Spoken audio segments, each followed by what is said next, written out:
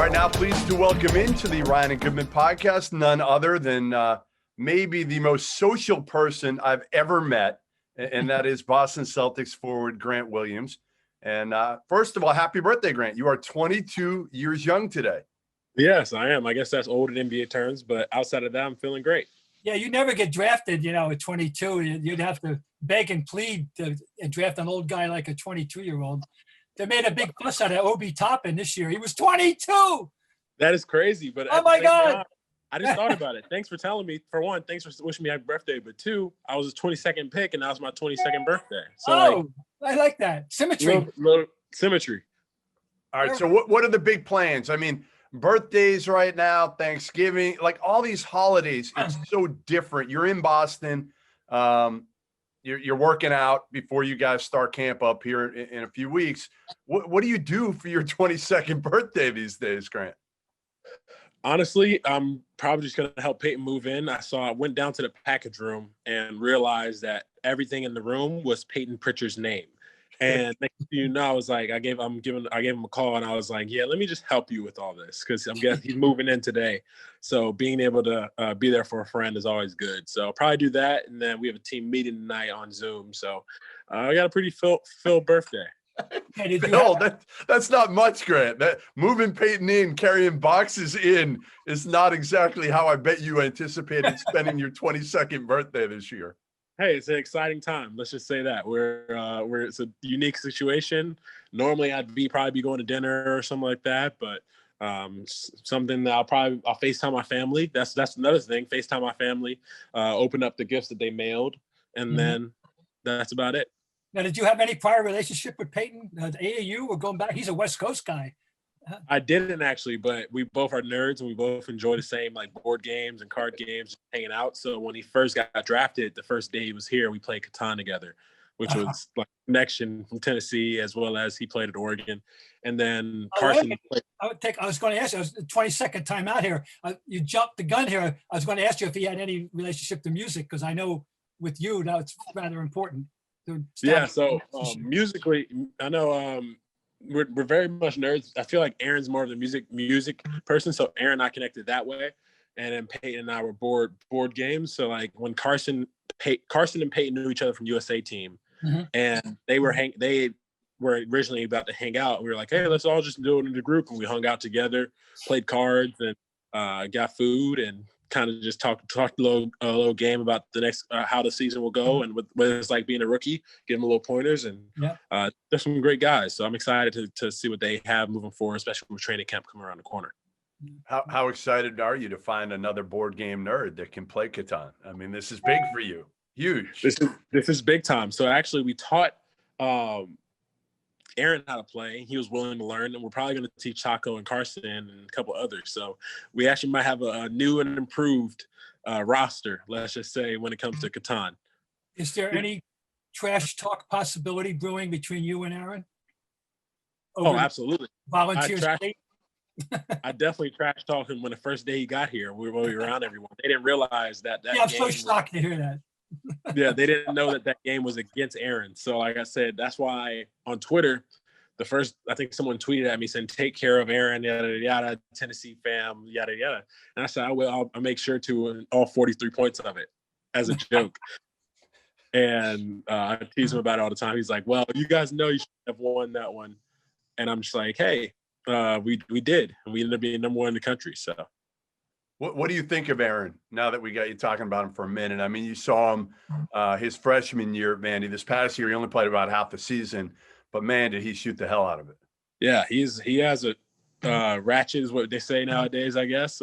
He can shoot the piss out the ball, shoots with the seams, without the seam. You can throw it to him on his feet. He probably could kick it in. So I'm excited to see how much that helps us as a team because I guess that's something that guys felt that we were lacking last season. And being able to have that threat from the outside, the lethal threat, the way he is, especially off movement, as he self-proclaimed best shooter in the draft. So I'm with it. Listen, I'm not arguing with that. I said the same thing. Listen, when you shoot 52% from three or whatever he did, even in 14, 15 games, with That's tough to do. 11 attempts. It wasn't like it was like 6 attempts or 3 attempts a game. That's right. It was up there. So I'm excited to actually see him in action. We're not allowed to do much as a group right now, but seeing him just being able to spot shoot and shooting off the move and stuff that he's doing in his workouts, I've been super impressed with him and Peyton so far. You should show him tape. You should show him tape, Grant, of your early season 3-point stroke from when you started out last year, 0 for 25. I don't think that he would want to take pointers on that. I think that's something you could show him not to do, something like that. But how do you feel about yourself now? He kind of anticipated my question. Having gotten beyond that, having done what you did afterward, I mean, how as you look forward to this season, then how you can implement the 3-point shot into your game. I'm excited. I feel like after I made my first 3, I think kind of just the pressure came off and it showed what type of shooter I actually was. I think towards the end, after I made my first one, I shot, I think 40% or 39% from there moving forward, and then 50 something in the playoffs. So I just hope to continue to improve and continue to not only just improve my consistency of my shot, but also the volume, because I feel like I shot 1 or 2 a game maybe last year, and being able to not only knock down and take a couple more will hopefully expand not only the offense for Jason and those guys, but also give me a chance to crack this rotation and be one of those vital key guys.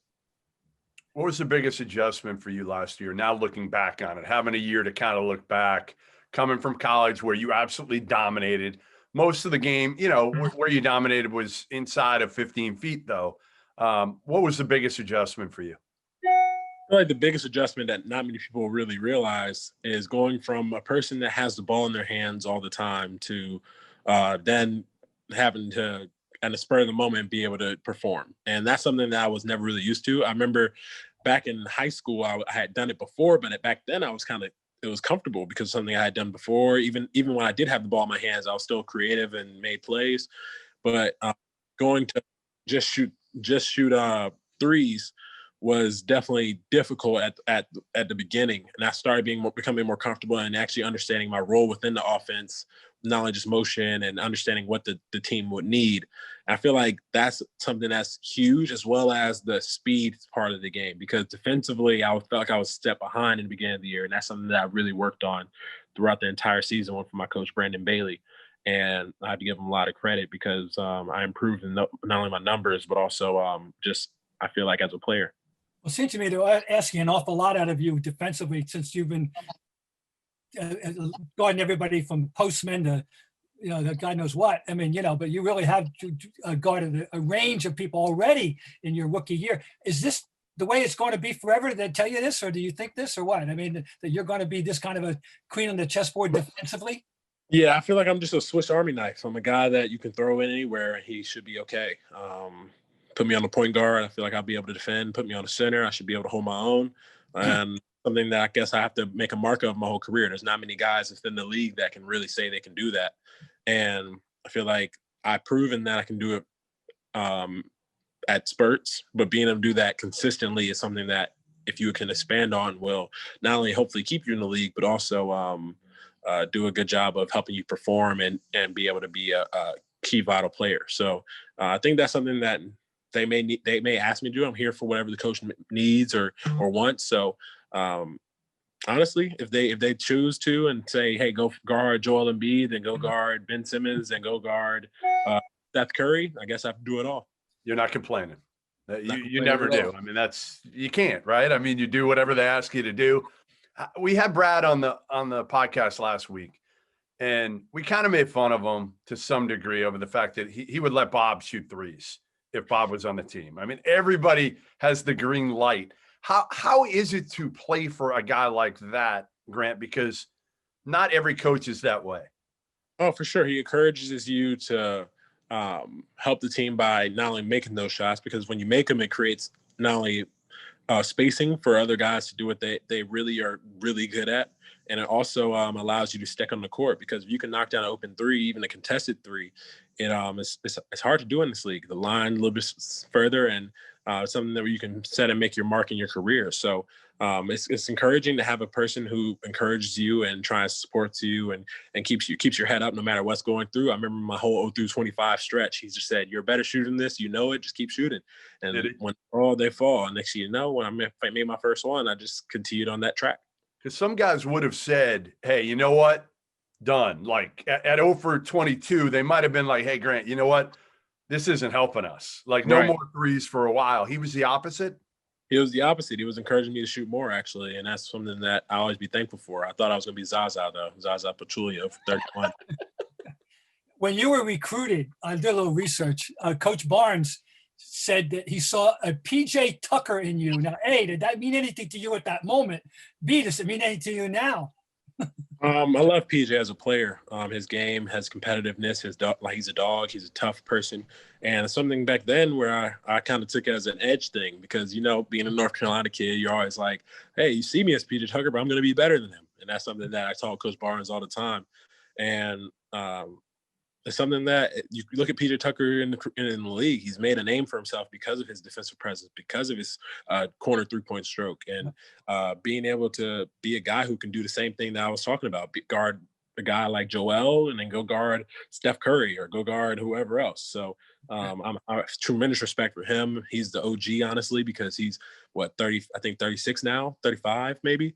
And to look up to him as well as a guy like Draymond and those are the guys who made it possible for me to be here. So thankful for a guy like PJ. And honestly, looking back then and now, I just got to say that it's definitely something that I'm thankful for Coach Barnes. When you were growing up, did you have one of those Carolina colleges that you would like to have played for? I feel like I grew up a Carolina fan just because of my brother's teammate, Kennedy Meeks, went there, as well as I didn't know much about Coach K because academically, I loved Duke as a school. So it kind of was like a dual-edged sword. I loved the school of Duke better, but I loved the program of Roy because I was like, Kennedy's going there, so it must be a good team. Like he's had guys like this name or whoever. Michael Jordan went there too, so like that's not a bad university. Okay. And next thing you know, so that was probably the one. But I remember they told me my freshman year that I was too small, and then my junior year they tried to recruit me again. And it was way too late because it was like I was probably their 8th option, not even 8th, probably 20th option. So looking back on it, I was like, dang, it would have been nice to go to a home state school, stuff like that, play for a blue blood. But I feel like I made the right choice, I feel like we were right. Who else was in it for you? It was Tennessee, Yale, Princeton, Harvard, and Richmond. Those were my 5. I didn't have – Tennessee was my one lone high major offer outside of Boston College, who had just went 0-16 or 0-18, whatever it was the previous year, which is not a shot. You would have had a spot, that.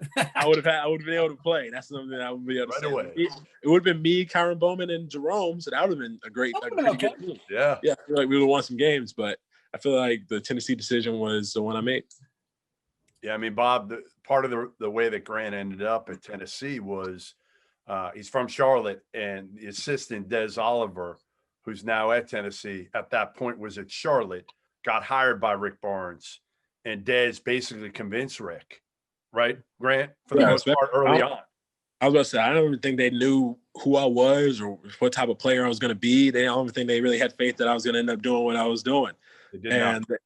I feel like they were they were a little bit more sad about a guy named Jaylen Johnson in my class and John Fulkerson, who are both phenomenal players. Jaylen's at Wake now, and then Fulky is crushing it at Tennessee. So I was kind of like that back end where I was like, trust me. Coach Oliver said, put your trust in me, and I hope this guy will perform. And I don't think they made a mistake. They did not. So you like to talk. We know that. We've had several conversations, Bob, in the locker room pregame where we're talking and literally the PR staff's got to tell me to like get out. And I'm like, listen, Grant's still talking. I'm yell at him, not me. But give me a moment last year when your liking to talk got you in trouble with the staff, with Brad. Was there ever a moment where Brad was like, hey, Grant, you know what? Like, shut up. There was definitely a moment. I'll say one of the two. The first, I'll give you a hint about. It was, I definitely tried to speak up in that whatever meeting we had or whatever it was after game 2 of the Eastern Conference Finals. Definitely told to shut the fuck up then. But before then, I got told to be quiet because I kept trying to like explain how it worked, like how this team played and stuff like that. And they're like, you just got here. Like, how do you know how this team is going to play or how this player does this? And I was like, I just try to help. I'm sorry. So I definitely got a couple of shut ups. Tyson's told me shut up a couple of times just because I'll be on the court trying to call out someone else's play. And he's like, just let the play happen. We kind of know what's coming, but you don't have to call it out what's coming. And like, there's a clip of me in the Eastern Conference Finals screaming at Duncan Robinson for a play. And I was like, yeah, those are the points where you're like, okay, Grant, sometimes you talk a lot. I love it, Grant. I think everybody loves it. You take the locker room to a different level. I mean that in a great way. Like, you loosen it up, you have fun, and you weren't there the year before. But that locker room, the last couple of years before you got there, and I'm not putting it all on you, but I think you and Taco certainly helped. Kemba is Kemba. He's not the most vocal guy in the world, as you know, from living with him. But Kemba's just always smiling, always. Like, you never see Kemba without a smile on his face. So I think the three of you took the locker room to a completely different level, and I think really helped the chemistry of the team, to be honest. So thank you. That's my two. Hopefully, let's keep that up and have a great year moving forward. You still listen to Coltrane before a game? Yeah, I listen to New Edition. I listen to everybody. I'm a Coltrane. Coltrane is probably from my grandfather. Actually, he just sent me home with where is it? It's in my bag. I'll be right back. Yeah. He sent me home with. Here we go. Some sheet music. Coltrane's best, one of his best, Giant Steps. Oh, Giant Steps. I know that's your old standby.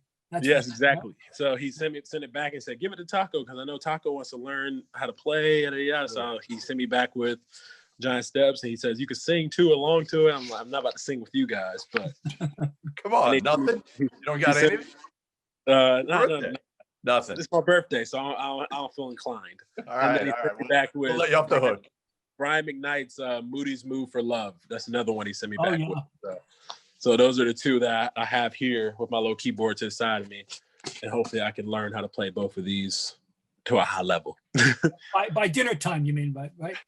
By dinner time, maybe not, but hopefully by breakfast, maybe. Yeah, okay, that's fair enough. I'll hold you to that. I'm going to hold you to that. That's you and Taco still doing your podcast? You going to do that this year or no? Yes, that's the plan. So right now we're actually in the process of basically, I guess, negotiations. So like we're seeing how it goes. COVID kind of shut a lot of stuff down, but we're definitely excited and trying. We actually have a lot of equipment now, so we're going to be hopefully get it rolling, stepping it up. Along the ways. Which on-court skill of any of your teammates dazzled you the most?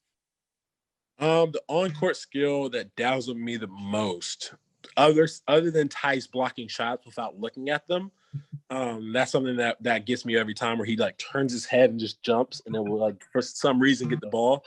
But I feel like just Jason's flow to his game, like he has a nice pace where you kind of like dance with. He looks like he's dancing on the court, and it's like boom, boom, behind the back, and next thing you know, he's off to the side with his little slick sidestep, and the three is up. Or even just Jaylen's athleticism, Kemba's ball skills, another thing, like something where I guess maybe it's an advantage being lower to the ground. I kind of give him to that. Him and Tremont have a little hitch where they can like hesitate and come off, but the way that he'll come down, have the ball on the ground, boom, boom, stop on a dime, and then you'll close out and you almost fall and he'll go right by you. So those three are definitely the ones. And then I miss Gordon because of his ability to not only just see the court and just feel the game. He was one of those guys where like he was deceptively athletic, but at the same time, it looked like he was just kind of playing the game. And I feel like those four definitely have each where some things that I admire. Okay, flip side, which opponent made you go, oh my God? Which opponent? When I played Dame the first time, he definitely schooled me a couple ways. Chris Middleton was the first guy I could say that messed me up, but the next game I thought I did well against him. But Chris Middleton for sure. And then LeBron, because it's LeBron. And next, he made a pass. That guy in LA, right? LeBron, that's that guy in LA. Oh, yeah. That's some guy in LA. I don't know. Yeah, yeah. 30 guy, yeah. Mm-hmm. So next thing you know, he's in the corner, and he made a pass to Kyle Kuzma. I remember it to this day, where he was getting double teamed because he had just spun on the baseline. The baseline was right to his side. He made a right-handed flip pass across the court at full pace and hit it directly in his pocket. And I was like, okay, that's how you know his ability is just there. I don't know if anyone else could make that pass with the stress that was there, as well as the amount of time on the clock. It was one of those where you're like, oh my goodness. Those are probably the three I would say had me in a wow moments. And one more question for me, for sure. For the record, how tall are you? For the record, I am 6'6". In my opinion, people can say 6'7" due to shoes, but 6'6" is the height that I would probably go with, just because it's the honest height. Just keeping that in mind, people, when they put him up to guard Joel Embiid. Yes, it's which they do. So I've gotten everything in mind. I want people to understand what everything from 6'3" to 6'8" and 6'9". I'm like, where is these heights coming from? All right, so I got one for you. All right, so we got the height. I want to know the vert, Grant. What's the vert? The vert? Oh dear. It's a smooth 52. That's something that I jump out the gyms. What people tell me. I don't know. I got compared to Jordan once. That sky across the air. But have you done vertical since I haven't done vertical in forever. But let's just say it's not as high as you may think. But I definitely block shots, so it works out. That's. I just say let's go with that. Yeah, standing reach. You're long. We'll give you the length. We'll give me length. Yeah, we'll give me length and the ability to challenge shot. No doubt. So, all right, let's go a couple things. Let's start with Gordon. And how much his loss will affect this team going forward, and how it will. Well, Gordon's a great person, even better player, and we'll definitely miss him in terms of the camaraderie he brings. He brings a nice little off-beat personality where it's he's not super talkative, but he's not quiet. And then you respect what he says. He's a deep voice. And so we'll definitely miss that. We'll definitely miss his play style. He's a guy that led the second unit. He was a guy, or even the first unit when he was going. So we're definitely going to miss him. But I think that it creates opportunities for a lot of guys on this team to step up and perform and show, I guess, what they can. And there opens up opportunities for myself, Romeo, the new guys, as well as Aaron Neesmith and those guys, and maybe expand Smart's role a little bit as well. So I think we're in a good spot. I think that we'll miss him, but at the same time, I think that we have the ability to step up in his place. You give him any Charlotte spots already? I texted him this whole paragraph of if you need anything, whether it's schools for the dog, for kids, because I know schools there, I know places that you want to go or places you want to eat. Gordon's response is probably just he texted me a little thing, and I was like, oh, okay. I love G. But I'll give him a call probably when he gets down there and settled, and give him a couple more recommendations. But I probably sent a longer list than probably needed. Let's just say that. Yeah, no surprise. Kemba, let's move on to Kemba. You were with him a lot before the bubble, right? You guys lived together. Yeah, I stayed with him for 3 months. Yeah. First of all, before we get on to Kemba and the health issues, which I want to ask you about, okay, what was that like? Because Kemba doesn't say much. You don't stop. I don't know. I don't say much when I'm relaxed. So when I'm I typically you can ask anyone. When I'm in my apartment or when I'm just honestly lazy. I'm a different person. I'm social in social settings, and then when I'm pretty much an introvert when I'm on my own. So Kemba and I worked out really well because every now and again we come down, may play video games, may sit down, play Trouble, cards, or whatever, and then outside of that we're kind of living life and doing our own thing. So one of my close friends on the team, closest friends on the team, and definitely one of the guys I'm thankful for is my OG. Elite level person, Kemba, always has been. I've known him since he was in AAU ball. How healthy was he in the bubble last year? Could you tell? Did you talk to him about it? Obviously, right now, we talked to Brad last week, and he pretty much said, without saying it, that he's probably not going to be ready, or he doesn't think he's going to be ready maybe for the start of the season. So how hard is this watching Kemba in the bubble, not being probably 100% and still kind of getting over this knee issue? Honestly, it shows his heart. It shows, like, for all the fans that were crushing them and stuff like that, like, I just never really understand that because, for one, the type of person he is, and for two, the type of player that he has shown that he has been. He stepped up in games where we needed him to. But you definitely can like, as Brad was basically saying, like, you can definitely tell he may miss a little bit of time, but I know that he's a fighter. I know he's gonna get back to who he is and prove the world of why he was considered one of the top point guards in the league, if not, like, arguably one of the top 3 or 4. So I'm just super stoked for him and his process, and excited to have him back. But I know that when we were in the bubble, like, we had to step up around him, and it wasn't Kemba's fault. It wasn't anybody's fault one individually. Like, we had guys who were banged up. Gordon had his ankle thing, but that can't discredit the Miami team. They did beat us, and they're definitely a talented group of young players. So I'm excited to see how this league will moving forward. I got to ask you about another teammate on the court. Were you prepared for Marcus Smart? I don't know if anyone's prepared for Smart. I try to get the rookies the best description of how Smart is and his personality. And let's just say that I love Smart. I think he's one of those good guys that definitely has, like, a little bit of a edge. Let's just say a little bit of an edge. Good guy with edge. Just a little bit, yeah. Just a little edge. I said he got to have opponents thinking, where is he? Every second on the court, right? Yeah. Where is he? Is he out? You know, I think it would have that effect on people. I feel like as a quarterback, so when you snap the ball and you can't go to a certain guy because he's covered by, like, the elite cornerback or elite DB, and you're like, yeah, I'm just not even going to look that way. That's how it is with Smart. You kind of just, like, whoever he's on, like, let's just go away from that person. Like, he might be the best player in the world. Like, you might put somebody that may be the number 1 player on earth, and next thing you know, you're like, I still might take Smart in that matchup. So I'll pass it off to the second best on our team. So definitely huge Smart fan. Go ahead, Bob. I was going to say, I always say to people, he leads the league in one category. He'll never be top. And that is most alley-oop passes intended for 7-foot Greeks intercepted. He did 2 years ago. Very true. That was my favorite play of the year. He leads the league in that category. Okay, yeah, I can agree. So your locker is next to Tatum's, which I find kind of funny because, again, Tatum is chill all the time, super chill. What do you get on him about? Like, what can you get on Jason about now that because I know you do. I know there's something that you go at him at and make fun of him and get him going about. What is it?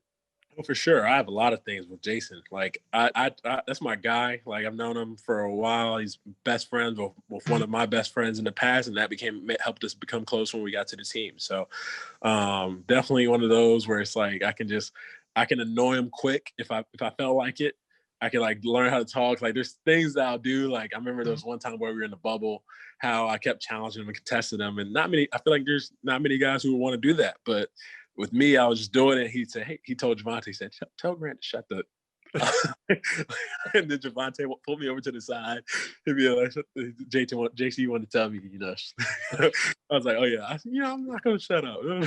So definitely my dude.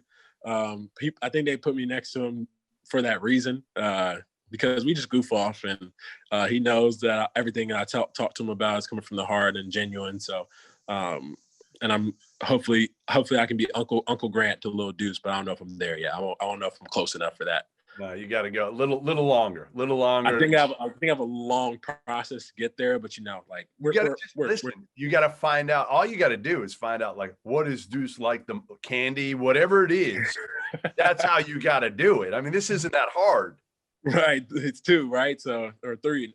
Right. I think it's 3 now. 3 now. Yeah. So one more guy we got to ask you about because he's an interesting person as well, and that is Jaylen Brown. And we even start with social activism, let's start with that and with how he's inspired or kind of led the way on your ball club. Yeah, JB is a phenomenal mind. He's a person that challenges. I kind of feel like everything that's established, and it's something that you kind of respect about him because it's the truth. Like some things that have been around and you may not have even thought about once, and next thing you know, you start deeply thinking because you're around JB. You're like, wow, like he's a creative person, and no wonder he's so intelligent. No wonder he picks up information so well, and something that I definitely respect about him and his activism.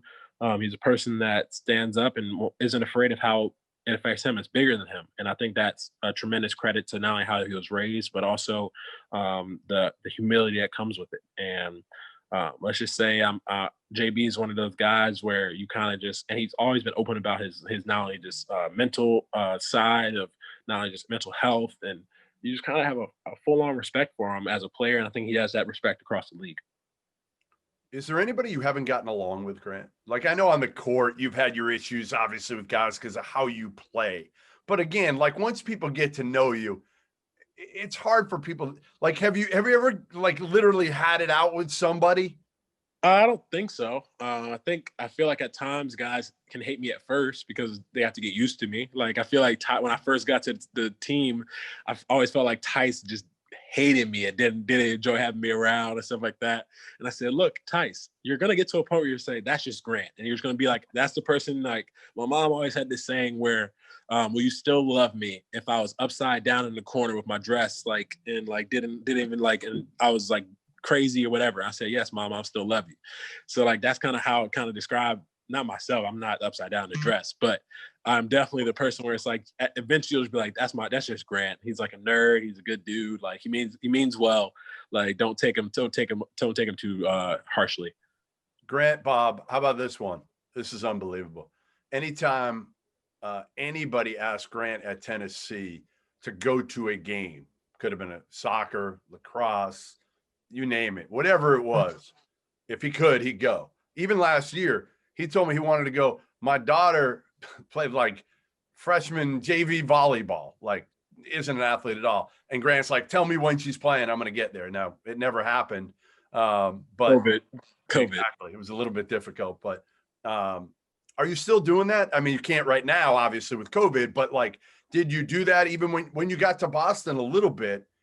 I did it when I got to Boston a little bit. I went to a couple Harvard games. I went to a couple high school games around the area, but due to COVID and everything, that kind of shut everything down. But I still would do it. Like I feel the same. Like I kind of feel like support is needed not only just in life, but with everything. So I feel like it's vital. Like it's a huge part of everything that's going on, and being able to be tied into the community and also show that you actually care. Like it's something that guys can say they do, but being involved and being a person that puts that foot forward is something that I always try to commend myself on. When any rookie enters the league, you obviously your first training camp is you're loaded with questions, I would think, right? And so tell me, as you enter year 2, how differently you feel and you know what it's done for your confidence level, everything else, knowing what you've got this 1 year under your belt.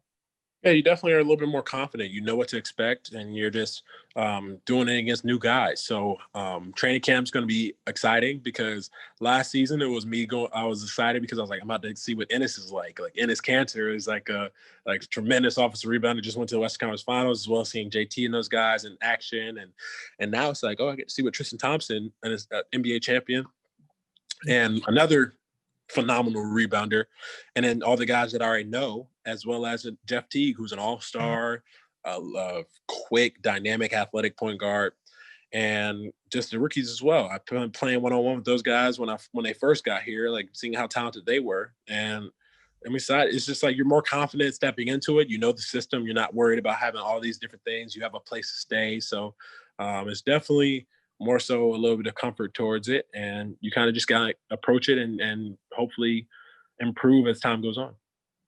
What's it like right now, Grant? I mean, again, take me through since the season ended, even how much time you shut down, or did you even really, take off much time, because you guys had a lot of time off? Yeah, you know me better. I took like 4 days, 3 days maybe, but then I just got right back to it. Now I'm just working out. But basketball, you kind of just do. In that time, you had to find where you could go, and honestly, now it's more so like we're getting used to this regulations of the league, of individuals for the first couple of days due to Thanksgiving and guys traveling back and making sure everyone's negative testing wise. But once we're able to start doing team stuff and we can have access to our facility, and then it's full on run, and we play in, think about it, we play in 14 days or 13 days or less than that. So to be prepared for that within the next 2 weeks, it's not where we're playing any quote bad team. We're playing Philadelphia and Brooklyn, so we're starting off out the gate playing against 2 of the top teams in the league. So it's definitely going to be interesting to see how these next couple weeks go. Yeah, Tessie, you're going to have a lot of trouble your homework assignment is going to be memorizing the 63,000 word memo the league sent out about the COVID protocols. Yeah, see, somebody's going to come to you to say, okay, Grant, what's on page 42? So, see, I said this. I said I can be in charge of certain things, like parts of it, but like don't add, that the full sheet. I'll leave it at Mike Zarin and those guys. They can take care of all that. Zarin will condense it. Zarin will get it down.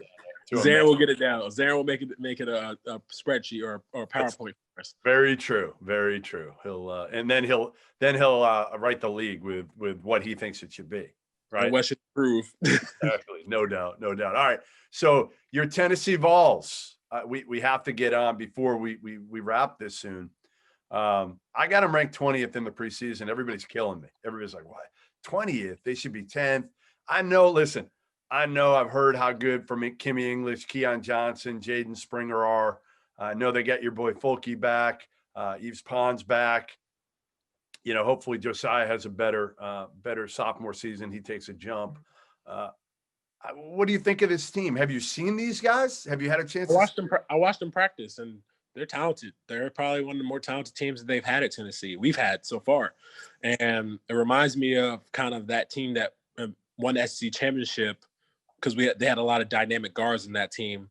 But I feel like you kind of just look at the difference. We had a couple of NBA guys as well as pros, and they're going to have the same. And as well as they have Fulke, who is probably going to get, I hope he gets SEC Player of the Year. I think he's out or has a candidate for it. And then we have Fulke on our team. So I always kind of compare the rosters. But I think they're going to be really, really good. 20th, I feel like I can understand why you did that, because of their youth, as well as the veteran leadership of Fulke and Eve. Like, they have to step up and do their thing on a consistent level, because Fulke was on the back half of the year. So I'm excited to see what they perform, because I think that 20 will change to like 8 very soon, like really, really quickly after how played. They got COVID, so they've been shut down. So, but I had them lower than most. A lot of people have them in that 10, 15 range. It's so hard. I mean, you're ranking teams on paper. I think that they have the talent to compete with anyone in the country. I think that the coaching is there, so they'll be able to be in any game.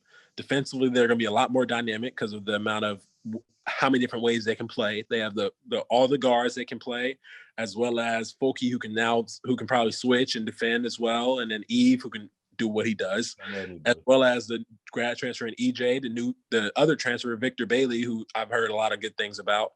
And I think that they're just gonna have a lot of edge on a lot of teams, because they're not as deep as we are. And in college, that's huge, because you can get away with having a non-shooter on the court and non-this, that, or whatever. But to lose depth is hard. When you play 5 guys or 6 guys at a top level team, like they wear out over the course of the game, versus if you have 8 or 9, like remember we played Gonzaga the last year, we were both pretty deep teams. So it was a very competitive game. Same with those Kentucky Auburn games. Like you look at all across those teams, no matter if they were pros or not, they were deep all the way down to like the 9th man, 10th man. So I think that's what's going to separate Tennessee. I think they can really crack that top 10 sooner than you may think. I noticed you were very quick to congratulate those Richmond Spiders for their victory over the Wildcats. It's a little love to Mooney and love to the. It's time to notice that tweet. Yeah. You tweeted it out. Congrats to Richmond. Yes, he I did. posted, my dad posted the photo of my visit to Richmond because Mooney was there, was my recruiter and everything like that. So I retweeted that and retweeted the win. But I also retweeted, we got to give a little bit of credit to the post by CHZ. He was talking about how Kentucky always young, so they always lose in the beginning of the year. I saw that, yes. And then win. But Yeah. it feels a little good to Very say that. diplomatic, very good. Yes, it feels a little good to say that also. Being a Tennessee guy, being able to say that, Richmond kicked their butt, but I'm sure you're not upset when Kentucky loses. not at all. But I have a friend on there now, so Terrence Clark. Yep. I got to give him a little bit of love. And he's around Jaylen a lot, right after. Yeah, that's one of his guys. So Terrence is a good dude, as well as Olivier Sarr, who's friends with Eve at Tennessee. So I have to show a little bit of support to those two guys. But outside of that, I still want Kentucky to My big thing on Kentucky, even this year, and a lot in the past, is they've got all these athletic dudes who can really play. They haven't had a ton of like elite level shooters. Yeah, that's something that will always be a crush for them, just because they have the ability to pound you on the glass, the ability to defend, stuff like that. But you're dealing with a lot of one and done. So typically you're going to have to, you can't really instill that over 4 years. You instill that over 2 or 3 years. Like you instill your philosophies and stuff like that. Having someone buy into defensive rebounding, offensive rebounding is difficult, for anyone, especially if they're coming to be one of the top 50 recruits in the country. So I think Coach Cal does a great job of getting those guys especially towards the end of the year, of understanding the importance and understanding about it. Definitely has a learning curve, and I think that's what a team like Richmond can take advantage of, elite level or talented mid-major that has depth and experience, and that showed. And I think that's where that's why I said Tennessee I understand where you have a little bit lower than most, because yes, they have the talent for it, but at the same time they are young. You're gonna have Josiah and even Fulker, to quote the two leaders, but then EJ's he's old, but he wasn't with the team. Exactly. And then so you kind of have to understand there's going to be a learning curve. It's just a matter of how quick they get out of it, how they respond. And I think that Cal and Coach Barnes and everyone do a great job of it. So I'm excited to see. I wish I could have seen that Gonzaga Tennessee game. I know. That would have been a lot of talent in that court. But hey, hopefully we get it in the future. Hey, give me your best Rick Barnes prank while I've got you on. Other than the popcorn while I was running on the treadmill, I feel like that story's been told millions of times, but he definitely pranks guys. Like I remember while we were on our overseas trip in Barcelona, or Cambridge on the water, we had these water guns, or little water guns, and Coach Barnes would just squirt one of our, was it Reed or somebody within our program? He would just squirt him in the back of the shirt and then duck down. And then keep doing stuff like that. So then guys, we kind of goofed off with Coach Barnes. So Jordan Bowden, myself, and a couple other guys, we started squirting Coach.